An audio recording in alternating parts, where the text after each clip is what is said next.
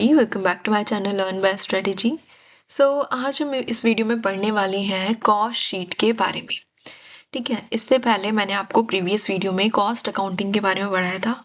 अब cost accounting करने के लिए ना एक बहुत इंपॉर्टेंट चीज़ बनती है जिसको हम कहते हैं cost sheet. Cost sheet basically क्या कैलकुलेट करती है कि हमारी प्रोडक्ट की, हमारी सर्विस की क्या कॉस्ट है इन डिटेल, कि किस चीज़ में कितनी कॉस्ट आ रही है। जैसे मटेरियल में कितनी कॉस्ट है, लेबर में कितनी कॉस्ट है ना, सारी चीज़ में, हेड सब हेड्स में। तो ये सारी चीज़ें हम कॉस्ट शीट में मेंशन करते हैं और पूरा एक डाटा बनाते हैं। तो आज पहले मैं आपको बता देती हूँ हम क्या क्या पढ़ने वाले हैं। हम पढ़ेंगे कॉस्ट शीट के बारे में। ठीक है, इसकी मीनिंग, इसके ऑब्जेक्टिव्स, इसकी इंपॉर्टेंस, थ्योरेटिकल पोर्शन यहाँ पे पढ़ेंगे पहले। देन हम पढ़ेंगे कॉम्पोनेंट्स ऑफ कॉस्ट शीट, जिसमें हम 4 कॉस्ट के बारे में पढ़ने वाले हैं जो कि एक दूसरे से लिंक है। जब बताऊंगी तब समझ आएगा।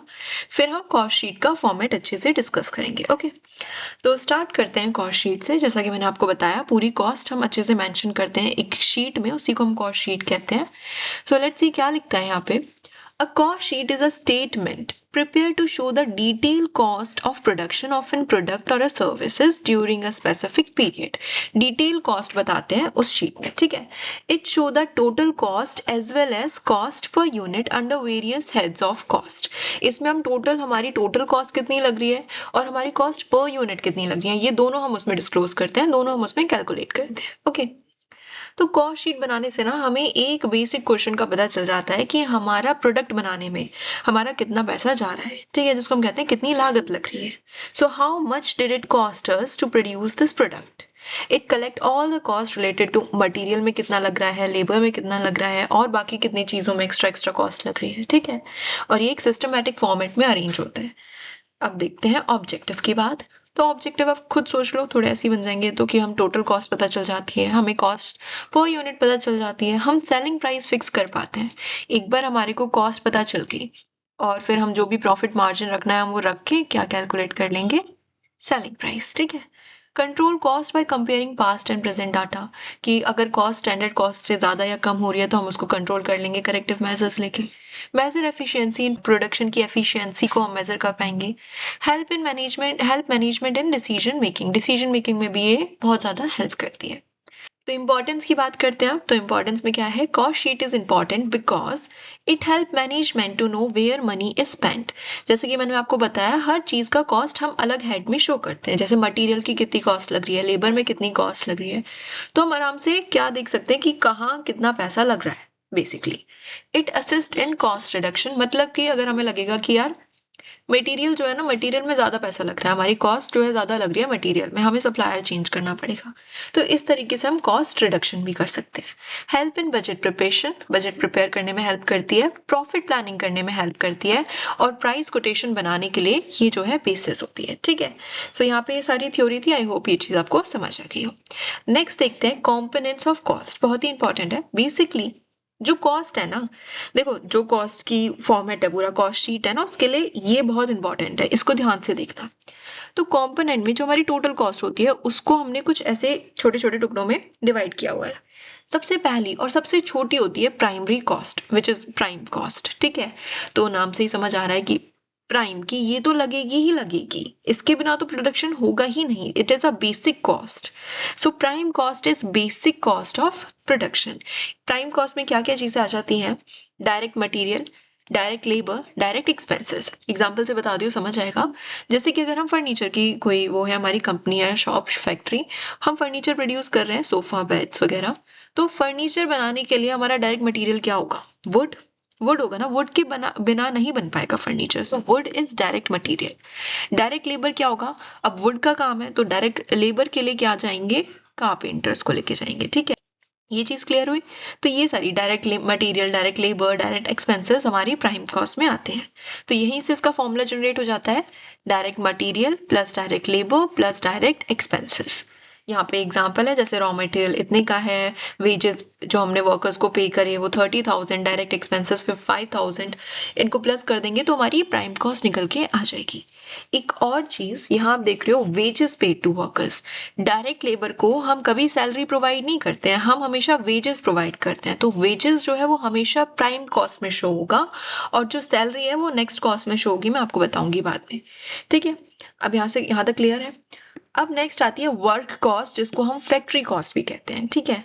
बेसिकली वर्क कॉस्ट में प्राइम कॉस्ट इंक्लूड होती है और बस फैक्ट्री के एक्सपेंसेस आ जाते हैं। देखते हैं क्या लिख रहा है। Work cost is the cost incurred inside a factory. इसका फॉर्मूला होता है prime cost plus factory overheads. तो फैक्ट्री ओवरहेड में क्या क्या आता है, जैसे फैक्ट्री रेंट हो गया, electricity bill, depreciation of machinery, ठीक है। ये चीज क्लियर है। प्राइम कॉस्ट तो इंक्लूड होगी ही, डायरेक्ट मटेरियल, लेबर एक्सपेंस ये आएंगे ही, इनके साथ साथ ये चीजें भी ऐड हो जाती हैं वर्क कॉस्ट में। ओके, नेक्स्ट आती है cost of production. Cost of production में जो है हमारे फैक्ट्री ऑफिस एक्सपेंसेस प्लस हो जाते हैं बस। Cost of production is equals to work cost plus office and administration overheads. Okay, तो फैक्ट्री और एडमिनिस्ट्रेशन ओवरहेड में क्या आएगा, अब मैंने आपको जो सैलरी वाला बोला था वो पॉइंट यहाँ आएगा, salary paid to staff, salary paid to manager, ठीक है। डेप्रिसिएशन ऑन फर्नीचर ये हमारा इसमें आएगा, ठीक है, क्योंकि because furniture is a part of office, ठीक है। डेप्रिसिएशन ऑन फर्नीचर किस पे आएगा, कॉस्ट ऑफ प्रोडक्शन में इंक्लूड होगा। और भी चीज़ें जैसे ऑफिस रेंट, ऑफिस से रिलेटेड सारी जो कॉस्ट हैं वो यहाँ पे कवर होती है, ठीक है। ये चीज़ क्लियर है। तो देखो क्या था, दोबारा एक बार पढ़ लेते हैं।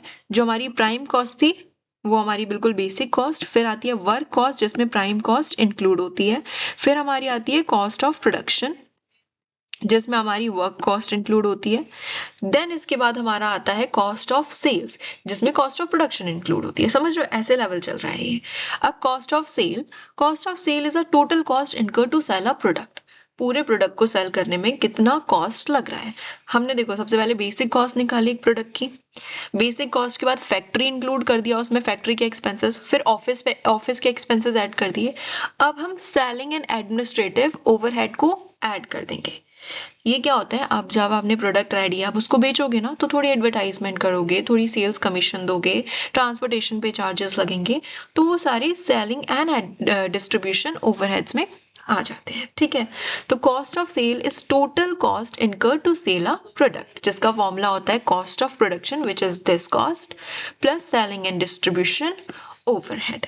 ओके, ये चीज क्लियर है। अब देखो यहाँ पे, अब आपने एक बार टोटल कॉस्ट निकाल दी, ठीक है। सपोज मैंने वही हम लेके चलते हैं सेम एग्जांपल, हमारा फर्नीचर का बिजनेस है और हमारी जो कॉस्ट आती है वो सपोज 50,000 आती है, ठीक है। तो मैं कहती हूँ यार मैं 10% इसमें से क्या रखने वाली हूँ, अपना प्रॉफिट का मार्जिन 10% रखने वाली हूँ। तो 10% कितना हो गया, 5,000, राइट। तो हमारा सेलिंग प्राइस कितना आ जाएगा, हम अपने कॉस्ट ऑफ सेल्स में प्रॉफिट को ऐड कर देंगे, तो हमारा सेलिंग प्राइस आ जाएगा 55,000 और इस प्राइस पे हम जो है अपने प्रोडक्ट को सेल करेंगे। क्लियर है ये चीज। तो ये लास्ट पॉइंट था एक। अब देखो, अब हमने जो भी फॉर्मूलाज पढ़े हैं उसको बस इस टेबल में लिख दिया है एक सीरीज वाइज। इस टेबल को समझाने से पहले एक बार एक ये वाली चीज देख लेते हैं। देखो अब एक बार जो मैंने सारी कॉस्ट बताई है ना, उनका एक बार मैं ओवरव्यू दे रही हूँ यहाँ पे। सबसे पहले हमारी आती है प्राइम कॉस्ट, ठीक है। जब हम प्राइम कॉस्ट में क्या ऐड कर देते हैं, फैक्ट्री ओवरहेड्स, तो हमारी क्या आता है, फिर इसके बाद हमारी बन जाती है ये वर्क कॉस्ट जिसको हम फैक्ट्री कॉस्ट भी कहते हैं, ठीक है। अब फैक्ट्री कॉस्ट में जब हम वर्क कॉस्ट में या फैक्ट्री कॉस्ट में, हाँ, जब हम क्या ऐड कर देते हैं, ऑफिस एक्सपेंसेस, ठीक है, office overheads, office and administration short form में लिख रही हूँ, ठीक है, एक्सपेंसेस को ऐड कर देते हैं, तो हमारी क्या निकल के आती है, कॉस्ट ऑफ प्रोडक्शन, ठीक है। अब कॉस्ट ऑफ प्रोडक्शन में जब हम ऐड करते हैं सेलिंग एंड डिस्ट्रीब्यूशन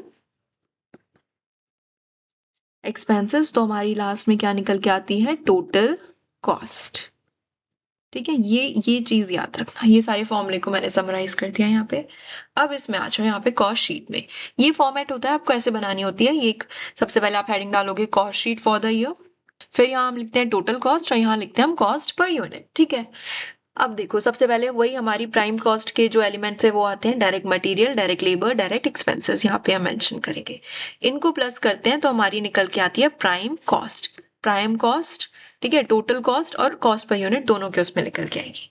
फिर वही मैंने क्या बताया, प्राइम कॉस्ट में जब हम क्या ऐड करेंगे, फैक्ट्री ओवरहेड्स, तो ये रहे फैक्ट्री ओवरहेड्स। और क्या थे, एक बार रिवाइज करो, फैक्ट्री ओवरहेड्स क्या थे कि फैक्ट्री पे रेंट लग रहा है, ठीक है, डेप्रिसिएशन हो रहा है मशीनरीज पे, ये सारी चीजें ये यहाँ पे ऐड हो जाएंगी, तो हमारा क्या निकल के आएगा, वर्क कॉस्ट। यहाँ पे हमारी वर्क कॉस्ट आ जाएगी। अब यहाँ पे एक और चीज होती है which is opening stock and closing stock, तो वो इसी हेड में ऐड हो जाती है, यहाँ मैंने मेंशन करा हुआ है। ओपनिंग स्टॉक को यहीं प्लस कर दो और क्लोजिंग स्टॉक को यहीं पे माइनस कर दो और यहाँ मेंशन कर दो, ठीक है, फैक्ट्री ओवरहेड्स में ही आती है। अब वर्क कॉस्ट निकल के आ गई। वर्क कॉस्ट में हम क्या ऐड करेंगे, ऑफिस एंड एडमिनिस्ट्रेशन ओवरहेड्स, ठीक है, ऑफिस एंड एडमिनिस्ट्रेशन ओवरहेड, जिसमें हमारा ऑफिस के रेंट आ गया और सैलरी आ गई, ये सारी चीजें आ गई। फिर हमारा क्या निकल के आएगा, जब हम वर्क कॉस्ट में इसको ऐड करेंगे तो हमारा कॉस्ट ऑफ प्रोडक्शन निकल के आएगा, कुछ भी जो भी एक्स कुछ भी निकल के आया, ठीक है। देन हमारा सेलिंग एंड डिस्ट्रीब्यूशन ओवरहेड्स आ जाता है। कॉस्ट ऑफ प्रोडक्शन में जब हम इसको ऐड करेंगे तो हमारा टोटल कॉस्ट निकल के आ जाएगी।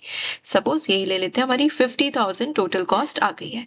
प्रॉफिट हमने रखा है 10%, तो कितना हो गया 5,000। प्रॉफिट को ऐड कर देंगे इसमें तो 55,000 ये हमारी निकल के आ गई selling price of our product, ठीक है, ये समझ आया, क्लियर है। तो बहुत सिंपल चीज थी, ठीक है, एकदम बेसिक से मैंने बहुत अच्छे से समझाया है। Still if you guys have any kind of doubt you can let me know in comment section. So that's all for today video guys. Thanks for watching.